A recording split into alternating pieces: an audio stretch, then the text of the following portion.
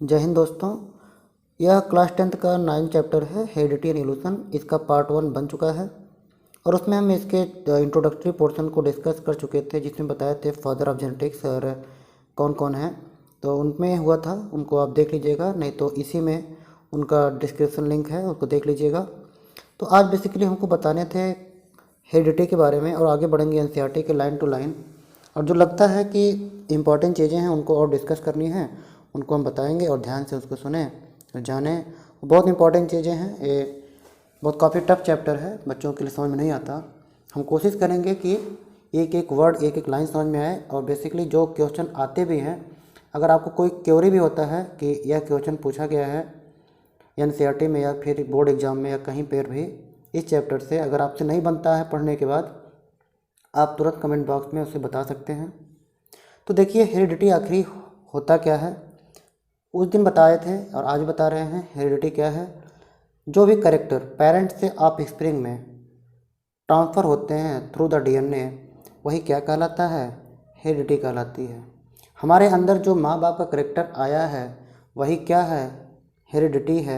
और जो अंतर दिखाई दिया हमारे अंदर वही वेरिएशन है। दोनों को जोड़ दिया जाए तो वही जेनेटिक्स है। तो इसलिए समझाने की कोशिश कर रहा है कि the most obvious outcome of reproductive process still remain the generation of individual of similar design. ये बता रहा, जब रिप्रोडक्शन हो जाते हैं, जब ऑफ स्प्रिंग बनता है, तो जनरेशन के अगले जनरेशन में बहुत से डिजाइन जो होते हैं वो क्या हैं? सिमिलर हैं। हम इंसान के बच्चे इंसान जैसे दिखेंगे, जैसे मान लीजिए किसी कुत्ते का बच्चा कुत्ता जैसा दिखेगा, हाथी का बच्चा हाथी जैसा दिखेगा, कैट का कैट जैसा। तो रिप्रोडक्शन के बाद भी उसके जो डिजाइन हैं वो सिमिलर दिखते हैं। डिजाइन जो सिमिलर है यही तो हेरिडिटी है। अगर जो अंतर दिखाई दे रहा है दोनों के बीच में वही वेरिएशन है। The rule of heredity determine the process by which the trait and characteristics are reliably inherited. ये बता रहा है कि जो हेरिडिटी का रूल है, इस प्रोसेस के द्वारा यह डिटरमाइन होता है कि जो करेक्टरिस्टिक्स हैं वो क्या हैं? वो इनहेरिटेड हैं। वह करेक्टर स्पष्ट हैं, मजबूती से पकड़े हुए हैं। आप एक जनरेशन से दूसरे जनरेशन में वह मजबूती से उस करेक्टर को पकड़ा हुआ है। यहाँ पे एक वर्ड है ट्रेट और करेक्टरिस्टिक्स। इन दोनों को समझने की कोशिश करिए। करेक्टर, जैसे मान लीजिए दो पेरेंट्स हैं, मदर एंड फादर, उसके ऑफ स्प्रिंग बनते हैं, इसमें एक करेक्टर दिखाई देता है। तो करेक्टरिस्टिक्स दो इंटर किए लेकिन दिखाई एक दिया। तो ट्रेट क्या है? करेक्टर का रूप है।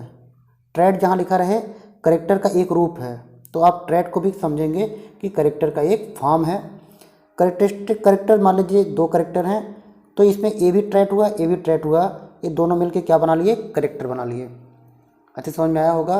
किसी करेक्टर के दो करेक्टर है, मान लीजिए एक दिखाई देता है एक नहीं दिखाई देता, तो दोनों क्या होंगे? ट्रेट होंगे। एक ना दिखाई देने वाला एक दिखाई देने वाला, यही ट्रेट है। ये ध्यान दीजिएगा। अभी इसी तरह से जीन और एलील में भी अंतर आते हैं। जिनको पता है ठीक है, नहीं पता है ध्यान दीजिए। एक होता है जीन, इसको आप 9th में भी लिखा है, यूनिट ऑफ हेरिडिटी, आनुवंशिकता का इकाई है जीन। इसको लाइन को याद रखें, पूछा जा सकता है। यूनिट ऑफ हेरिडिटी, ये यूनिट है। और एक लाइन और लिखना जीन के बारे में, यही क्या है? सेगमेंट ऑफ डीएनए है। डीएनए का एक छोटा सा रूप क्या है?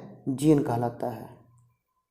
ठीक, इतना ध्यान रखेंगे। तो जीन के बारे में दो चीज़, यूनिट ऑफ हेरिडिटी और दूसरा क्या है? Segment of DNA. डीएनए का छोटा रूप है gene.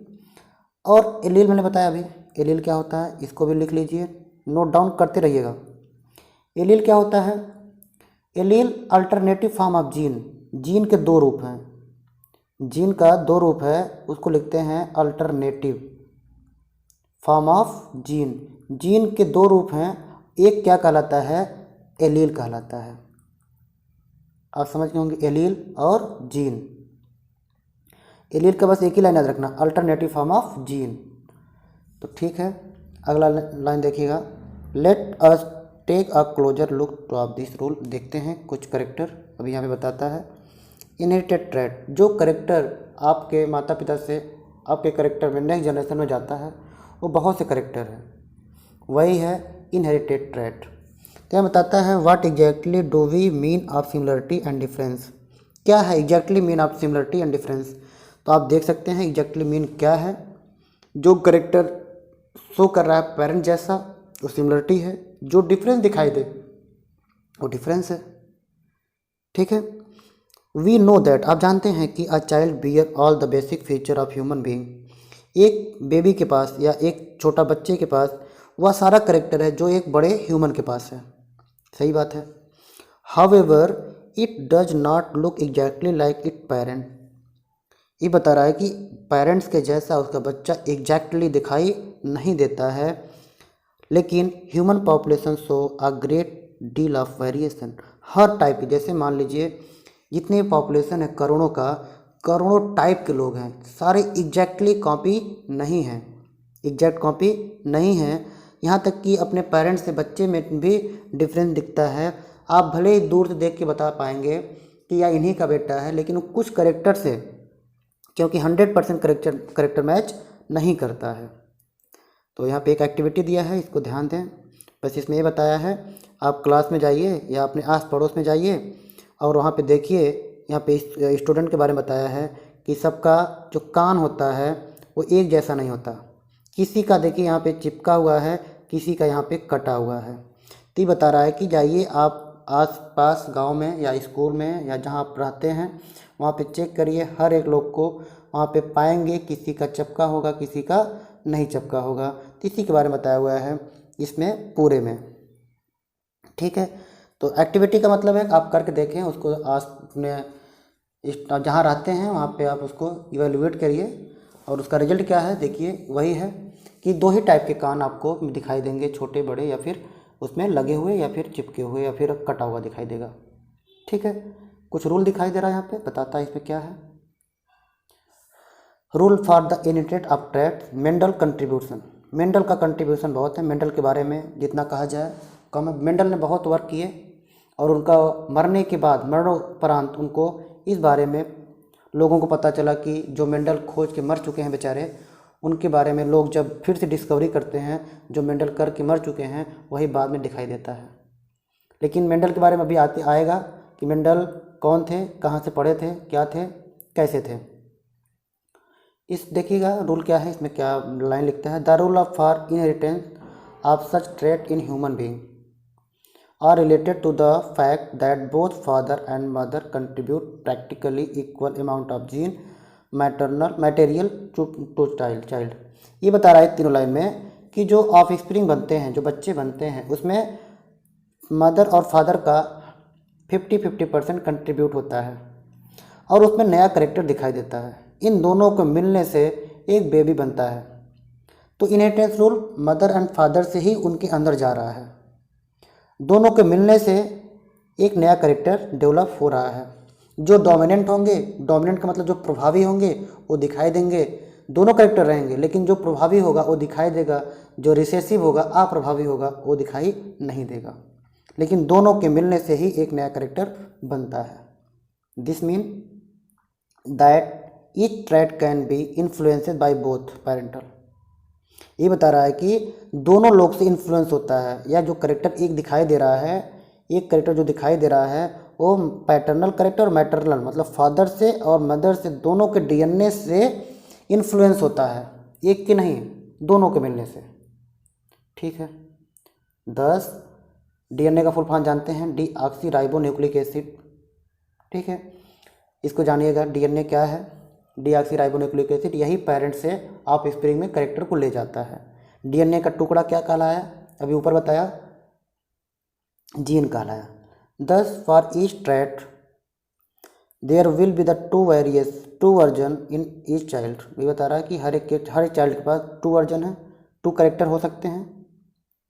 What will then the trait seen in the child be. क्या यह मतलब बाद में दिखाई देगा, जो करेक्टर है यह दिखाई देगा।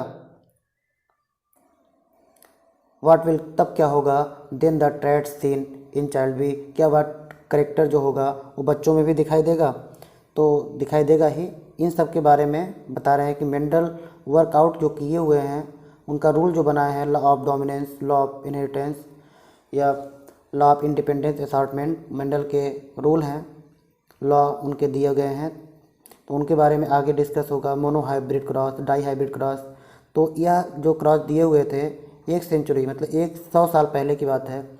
यह डिस्कवर हुआ 1900 में, लेकिन मेंडल ने इसके बारे में काम किया था 1857 में स्टार्ट किया था और 65 में सबमिट किया था। लेकिन उसके 35 साल बाद, सोचिए 35 साल बाद 1900 में यह इसका 3 लोग आते हैं, 3 साइंटिस्ट इंडिपेंडेंटली अलग अलग कंट्री के, जो मेंडल करके मर चुके हैं बेचारे, वही फिर से डिस्कवरी हुआ। मेंडल का डिस्कवरी ना हुआ, क्यों ना हुआ उसके बारे में बताएंगे हम आपको। और मेंडल कैसे कैसे उन्होंने एक्सपेरिमेंट किया, क्या क्या पढ़ाई की है, देखिए मेंडल के बारे में थोड़ा सा हिस्ट्री दिया हुआ है यहाँ पे। मेंडल, ध्यान रखिएगा कि कौन है, फादर ऑफ जेनेटिक्स हैं। मेंडल कौन है, फादर ऑफ जेनेटिक्स हैं। पैदा कब होते हैं, 1822 में। मरते कब हैं, 84 में। सोचिए 84 में मर जाते हैं, और मेंडल के काम किया हुआ, जो काम करके मर चुके हैं, उनकी डिस्कवरी कब होती है, 1900 में। मरने के बाद उनको सम्मान किया जाता है। क्यों किया जाता है अभी बात होगी, क्योंकि बहुत बड़े साइंटिस्ट नहीं थे, लिटिल साइंटिस्ट थे बेचारे, एक गार्डनर थे। क्यों बने गार्डनर, देखिएगा। एक मैथमेटिशियन थे। अभी इसमें थोड़ा बहुत लिखा हुआ है, इंट्रोडक्शन बहुत थोड़ा बहुत, ज़्यादा नहीं है इनके बारे में, लेकिन बताया रहा है।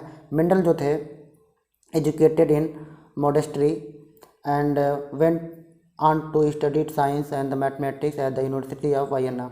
ये ऑस्ट्रिया में है यूनिवर्सिटी, इसमें इन्होंने पढ़ाई किया मैथमेटिक्स में और साइंस में।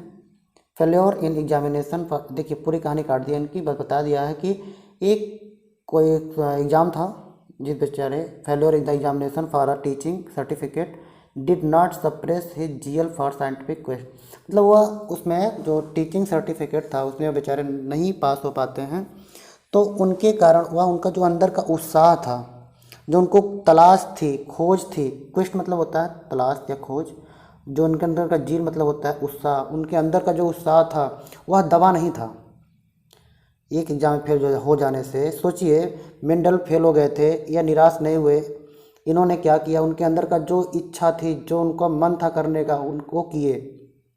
तो सोचिए जो पुराने लोग थे, जब वो लोग बेचारे मतलब परेशान नहीं हुए, तो हम एक एग्ज़ाम में, छोटे से एग्ज़ाम में किसी में फेल हो जाते हैं, परेशान क्यों होते हैं। तो आज देखिए मेंडल सब लोग पढ़ रहे हैं ना, इनके साथ कितने लोग हो रहे होंगे, पास रहे हो गए होंगे, लेकिन उन्होंने बहुत सारे एक स्कूल में पढ़ाए भी होंगे, सर्टिफिकेट मिल गया होगा, लेकिन उनका नाम है आज, बिल्कुल नहीं है। तो मेंडल को कैसे आप जान रहे हो, एग्जाम में फेल हुए और फिर उसके बाद, लेकिन जो करना चाहते थे, इनके अंदर की जिज्ञासा जो थी कम नहीं थी, वे तुरंत चले गए कहाँ, बैग चले आए जहाँ से वो पढ़ के निकले थे, अपने मठ में। मॉडेस्टी मतलब होता मठ हो गया, या फिर उसको बोलते हैं आश्रम में चले आए जहाँ से वो पढ़े थे। फिर उन्होंने उसी आश्रम के आसपास गार्डन पी, मटर को उगाया, मतलब बहुत सारे प्लांट को उगाया, लेकिन यहाँ पे पी लिख दिया क्योंकि मेंडल ने सबसे ज़्यादा काम किस पे किया है, मटर पे काम किया है, पी पे काम किया है। Many other had studies the inheritance, ये लग गए किसके पीछे, जो इनहेरिटेंस है, जो पेरेंट्स टू ऑफ स्प्रिंग में करेक्टर जाते हैं, तो उसके पीछे एक जनरेशन से दूसरे जनरेशन, क्योंकि मटर जल्दी तैयार होती है, और मटर को एक जनरेशन से दूसरा जनरेशन, फिर तीसरा जनरेशन में उन्होंने क्या किया, क्रॉस करा करा के नया नया करेक्टर को डेवलप कराते थे, देखते थे कि क्या करेक्टर बन रहा है। But Mendel blend to knowledge science and mathematics, he was the first one keep out individual exhibit particular trait in generation. वो क्या करते हैं कि एक जनरेशन से दूसरे जनरेशन में करेक्टर को चेक करते हैं, दोनों को, दो प्लांट लेते हैं, दोनों के करेक्टर को क्या करते हैं, क्रॉस करवाते हैं, और यह चेक करते हैं, और लास्ट में इनको मिल जाता है रिजल्ट, जिसको बोलते हैं लॉ ऑफ इनहेरिटेंस। इसको अभी यहाँ पे मोनो हाइब्रिड क्रॉस और डाई हाइब्रिड क्रॉस, इनके जो एक्सपेरिमेंट हैं यहाँ पे बताया जाएगा एक एक करके। तो मेंडल देखिए कितने परेशान थे बेचारे, वो थे मैथमेटिशियन ज़्यादातर, है ना, लेकिन उन्होंने उस मैथमेटिशियन मतलब मैथमेटिक्स के रूप में पूरा जेनेटिक्स को लिखा था। ये जान लीजिए कि बहुत बड़े साइंटिस्ट नहीं थे, इसीलिए इनको फेल कर दिया गया। ये बेचारे क्या लिखते थे, मैथ में लिखते थे, बहुत सारे टर्म जो थे जेनेटिक्स में वो मैथ के रूप में लिखते थे, इसीलिए इनको आगे नहीं ले गया, मतलब उनको पढ़ने में दिक्कत होती थी जो साइंटिस्ट थे, इसीलिए उसको प्रूफ नहीं करते थे, उसको इनको नाम नहीं दिया गया। तो और आगे इसके बारे में बताते हैं। अब शुरू होता है मेंडल के बारे में एक्सपेरिमेंट, उन्होंने क्या क्या किया है। मेंडल ने मोनोहाइब्रिड क्रॉस और डाई हाइब्रिड क्रॉस पे काम किया है ज़्यादातर। तो मोनो हाइब्रिड क्रॉस पे या पहले हम बात करेंगे mono hybrid cross. Mono hybrid cross सबसे पहले जान लीजिए होता क्या है, जिसमें सिंगल पेयर करेक्टर को लेके क्रॉस किया जाता है। मेंडल ने एक सिंगल पेयर, जैसे यहाँ पे अभी एक सिंगल पेयर लिए हैं टॉल एंड डॉर्फ, इसी तरह से 7 पेयर करेक्टर है मेंडल के पास। जो पी प्लांट दिए थे मेंडल ने, यहाँ पे लिखा है मेंडल यूज करते हैं number of constructing visual character of garden pea. जो गार्डन पी दिख रहा है, जो कोई मटर का पौधा है, उस पर 7 पेयर करेक्टर लेते हैं। यहाँ पे कुछ करेक्टर दिया गया है, जैसे हम एक एक करके नाम बताते हैं। तो स्टेम का हाइट लेते हैं सबसे पहले। एक करेक्टर है स्टेम हाइट, जिसमें उसका डोमिनेंट करेक्टर टॉल है और रिसेसिव करेक्टर डॉर्फ है ना। ज़्यादातर पौधे कैसे होते हैं, बड़े होते हैं। कम पौधे कैसे होते हैं, डॉर्फ होते हैं। एक करेक्टर। दूसरा करेक्टर हम सीड का लेंगे। सीड का शेप, सीड कलर। देखिए सातों करेक्टर पहले दिस सुन लीजिए। स्टेम हाइट, सीड का शेप, सीड का कलर, पोड का शेप, पोड का कलर, और फ्लावर का पोजीशन और फ्लावर का कलर। ये सातों करेक्टर हैं। सातों में ज़्यादातर सातों करेक्टर में से किसी एक के पेयर के करेक्टर को ले करके क्रॉस कराया जाता है, वह कहलाता है मोनो हाइब्रिड क्रॉस। तो मोनो हाइब्रिड क्रॉस में किसी भी करेक्टर को ले सकते हैं, लेकिन यहाँ पे कौन से लिए हैं, स्टेम की हाइट को लिए हैं। कौन सा करेक्टर, स्टेम हाइट। तो वह टॉल है या डॉर्फ है। तो हम बता रहे हैं 7 पेयर करेक्टर है। टोटल करेक्टर कितने हो जाएंगे, 14 हो जाएंगे। ठीक है, तो 14 करेक्टर में से हमने 7 पेयर लेने हैं। तो उनमें से एक पेयर करेक्टर को क्रॉस कराया गया। स्टेम एक बड़ा मतलब प्लांट था, एक छोटा था, दोनों को क्रॉस कराया गया, देखा गया। अब देखिएगा जो कैपिटल टी है, स्मॉल टी है, ये क्या है, जीनोटाइप और फिनोटाइप दो टॉपिक हैं, दो वर्ड हैं, इनको समझिए। जीनोटाइप क्या है और फिनोटाइप क्या है, एक टर्मिनोलॉजी है, जीनोटाइप और फिनोटाइप। फिनो मतलब फिजिकल अपीयरेंस, फिनोटाइप। फिनो मतलब हो गया ना फिजिकल, जैसे पौधा बड़ा है, लंबा है, या नीला है, पीला है, हरा है, यह जो फिजिकल अपीयरेंस है वो कहलाता है फिनोटाइप। जीनोटाइप मतलब क्या हो गया, ये जो लिखा है कैपिटल टी, ये जीन हो गया। एक जीन में 2 एलील हैं, यही ना alternative form of gene is called allele. Allele किसे कहते हैं, अल्टरनेट मतलब जीन के 2 रूप होते हैं। एक रूप क्या कहलाता है, एलील कहलाता है। तो इसमें देखिए कैपिटल टी, स्मॉल टी, ये प्योर डॉर्फ है, ये पूरा टॉल है। दोनों के बीच में क्रॉस हुआ। तो देखेंगे जो F1 जनरेशन, F1 का मतलब ये जो आया है, ये है F1 जनरेशन। F1 का मतलब होता है फिलियल जनरेशन, संतान जनरेशन है ना, पहला। तो इसमें देखते हैं दोनों के बीच में क्रॉस कराते हैं। जो F1 जनरेशन में आते हैं सभी पौधे कैसे होते हैं, सभी के सभी देखने में बड़े होते हैं। ध्यान दीजिएगा, देखने में सभी बड़े होते हैं, लेकिन इनका जो जीनोटाइप है, फिनोटाइप देख लिया आपने, बड़े होते हैं, लेकिन जीनोटाइप देखेंगे तो इसमें एक कैपिटल टी है, स्मॉल टी है। इसका मतलब जो कैपिटल टी है वो डोमिनेंस है किसके ऊपर, छोटे टी के ऊपर। तो यहाँ पे बड़ा क्यों दिख रहा है, इस कैपिटल टी के कारण। छोटे टी का अस्तित्व खत्म कर दिया। यहाँ पे दोनों करेक्टर है, शॉर्ट एंड डॉर्फ के, है ना। तो यही तो है, यहाँ पे दिखा कौन, एक करेक्टर, उसी को ट्रेट बोला गया। Capital T trait, small T trait, दोनों मिलकर के एक करेक्टर शो करते हैं।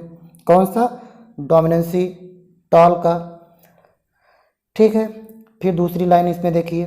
फिर जब F1 के बीच में, जैसे F1 एक है ना, एक पौधे, इन्हीं में से किसी 2 को लेकर के आपस में क्रॉस कराया गया।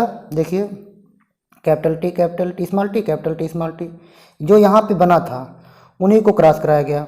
तो देखा गया 4 ऑफ स्प्रिंग हुए, उनमें से एक बिल्कुल पैरेंट जैसा हुआ, शॉर्ट हुआ, एक बिल्कुल लॉन्ग, मतलब 3 देखा गया टॉल हो गए, एक डॉर्फ था। 3 कैसे टॉल हैं, देखने में 3 है, देखने का जो फिनोटाइप रेशियो है 3:1 है, लेकिन जीनोटाइप देखेंगे, जो जीन इसके हैं, ये देखिए एक प्रकार का जीन, ये 2 हो गए, ये एक टाइप के, ये हो गए 1। तो जो जीनोटाइप का रेशियो है वो कैसा है, 1:1, और जीनोटाइप का रेशियो, फिनोटाइप का रेशियो 3:1। फिनोटाइप कैसा होगा 3:1, जीनोटाइप कैसा होगा 1:1 का रेशियो होगा। चलें हम देख लेते हैं एनसीईआरटी क्या लिखती है एक एक करके। तो यहाँ पे बताया कि करेक्टर 7 हो गए, 7 पेयर करेक्टर इसमें हो गए। तो यहाँ पे डिफरेंट टाइप ऑफ करेक्टर हैं, हमने लेते हैं टाल प्लांट को एंड शॉर्ट प्लांट को, दोनों को क्रॉस कराया जाता है। क्रॉस कराने के बाद देखते हैं कि उनका F1 जनरेशन में क्या परसेंटेज का आते हैं। In the first place there were no half way characteristic in the first generation, पहले जनरेशन में कोई भी करेक्टर यहाँ पे आधे नहीं आते हैं। यहाँ पे करेक्टर क्या है नो मीडियम हाइट, यहाँ पे कोई मीडियम हाइट का नहीं आते, सभी प्लांट कैसे होते हैं टॉल होते हैं। ठीक है, जो यहाँ पे बता चुके हैं। दिस मीन इसका मतलब है that only one type of parental trait was scene, यहाँ पे केवल एक ही पेरेंटल का करेक्टर शो कर रहा है। मतलब कौन सा करेक्टर शो कर रहा है टॉल वाला शो कर रहा है। ठीक है, not mix of the two, दोनों का मिक्सर यहाँ पे दिखाई नहीं दे रहा है।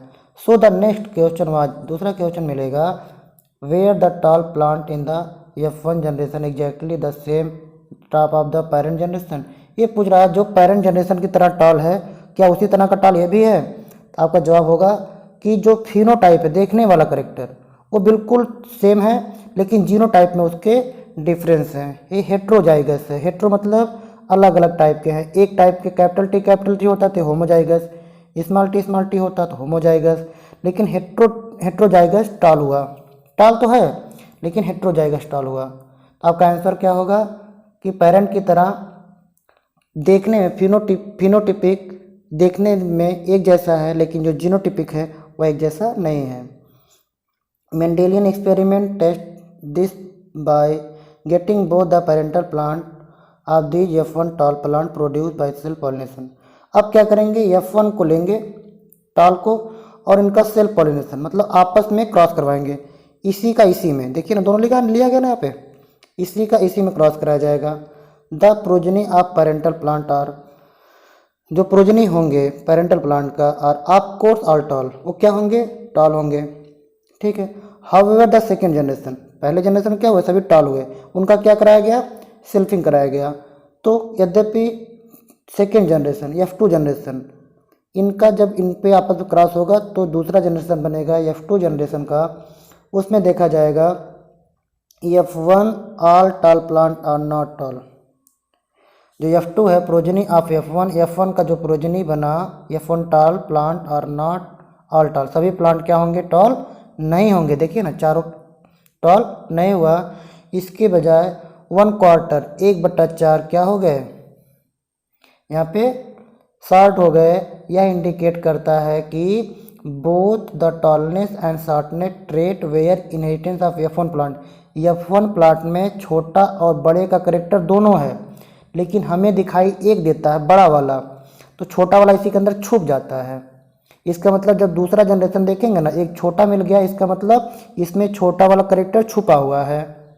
ठीक, इतना समझ में आ गया होगा। आगे देखते हैं टॉलनेस, लेकिन क्या हुआ लेकिन only the tallness trait was express. F1 generation में क्या हुआ था केवल टॉलनेस करेक्टर शो किया था। दिस लेट मेंडल प्रपोज करते हैं that two copy of factor now called gene. ये बोलते हैं कि किसी भी के पास एक फैक्टर होता है जो आज के ज़माने में जिसको जीन कहते हैं। ये जो कैपिटल टी स्मॉल टी है ना ये जीन है, ये जो कैपिटल टी है जीन है, ये जीन है। तो मेंडल उस समय फैक्टर बोले थे। आपसे क्वेश्चन पूछेगा मेंडल ने जीन को क्या कहा था, तो फैक्टर कहा था, ये बताइएगा। तो उन्होंने बोला कि एक के पास 2 फैक्टर होते हैं, तो वही आगे चल के जब मिक्स होते हैं तो यहाँ पे देखिए केवल कैपिटल टी स्मॉल टी है तो दिखाई केवल दिया बड़ा वाला, लेकिन दोनों करेक्टर एक ही में दिखाई एक ही दिया। जब दोनों को आपस में क्रॉस कराते हैं तब जाके समझ में आता है कि छोटा वाला करेक्टर भी छिपा हुआ था उसके अंदर। ठीक है, दीज टू में भी आइडेंटिकल, यहाँ पे देखिएगा तो यहाँ पे controlling trait parents present in the sexually reproducing organism. These two में बी आइडेंटिकल और में बी डिफरेंस, दोनों एक जैसे हो सकते हैं या फिर डिफरेंट हो सकते हैं, आइडेंटिकल हो सकते हैं या डिफरेंस हो सकते हैं डिपेंडिंग ऑन द परसेंटेज। वह परसेंटेज पे डिपेंड है कि कितना है। यहाँ पे देखेंगे जब जीनोटाइप देखेंगे तो 1:1 का रेशियो आएगा, फिनोटाइप का देखेंगे तो 3:1 का आएगा। The pattern inheritance can be work out with this assumption as shown below 9.3। इसमें देखिए अच्छे से शो किया गया था, हमने बता दिया इसमें क्या है। इसी को पूरे को क्या कहा गया, मोनो हाइब्रिड क्रॉस। किसी एक पेयर करेक्टर को सातों में से किसी एक पेयर के करेक्टर को लेके क्रॉस करा करके अगर देखा जाएगा तो हर एक का रिजल्ट ऐसा ही आएगा। तो ये मोनो हाइब्रिड क्रॉस खत्म होते हैं।